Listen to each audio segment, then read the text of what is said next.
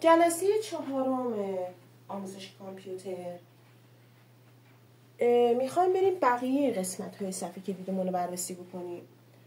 قسمت دوم صفحه کلیدمون اون بالا اسکیپ به همراه اف ها هستش.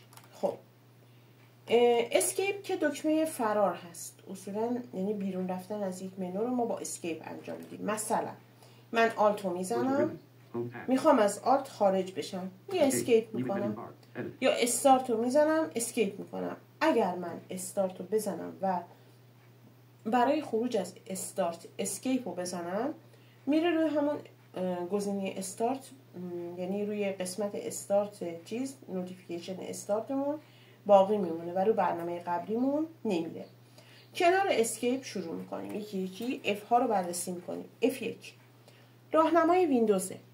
خب من با F1 هم راهنمای ویندوز رو میارم، یعنی اگه من زبان انگلیسی رو کامل بلد باشم، خوب بلد باشم، میتونم با استفاده از راهنمای ویندوز در مورد قسمت های مختلف ویندوز بیام و اطلاعات بگیرم، آموزش بگیرم. F2 دکمه رینیمه. من اگه اسم فایل یا پوشه ای رو بخوام عوض بکنم از رینیم استفاده میکنم، یعنی F2. F3 دکمه سرچ هستش. F4 با آلت و F4 من از برنامه خارج میشم. F5 دکمه ریفرش منه، یعنی من صفحه رو به روز ثانی میکنم با F5. F6 با اینسرت و F6 توی اینترنت من میتونم لینک چیزا رو بیارم، هدینگ لیستا رو بیارم. خب بعد تو برنامه‌های دیگه هم ممکنه کارهای دیگه بکنه، حالا من یک سری کاراشو میگم. F7 با اینسرت و F7 توی اینترنت لینک لیستا رو میارم. تو ویندوز مدیا پلیر برای کم و زیاد کردن صدا استفاده میشه و تو برنامه‌های دیگه ممکنه یه سری کارهای دیگه انجام بده. F8 خب اینجا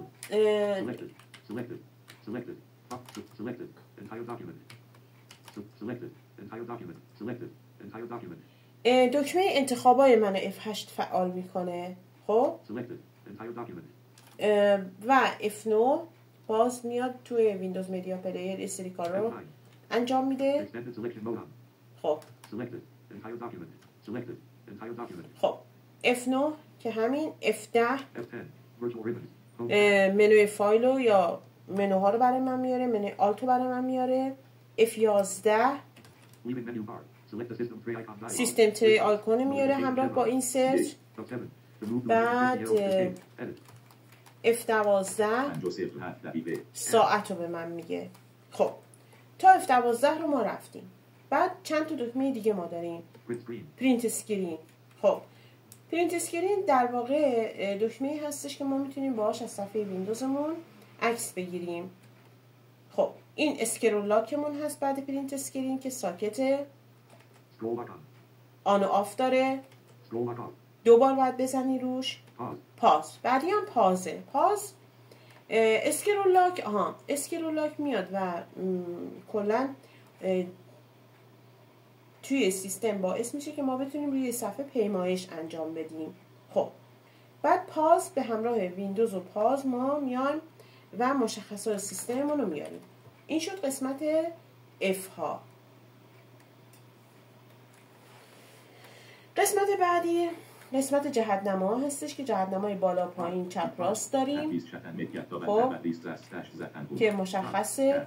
و قسمت بعدیمون قسمت 6 تاییامون هستش که ما توی 6 تایا اند رو داریم، یعنی انتها. از سمت وسط که بخوایم شروع کنیم اند رو داریم میشه انتها، بالای اند میشه هوم یعنی ابتدا، کنار اندمون یعنی سمت چپ اند میشه دیلیت که بالاش اینسرت هستش. بعد دیلیت به معنی پاک کردنه.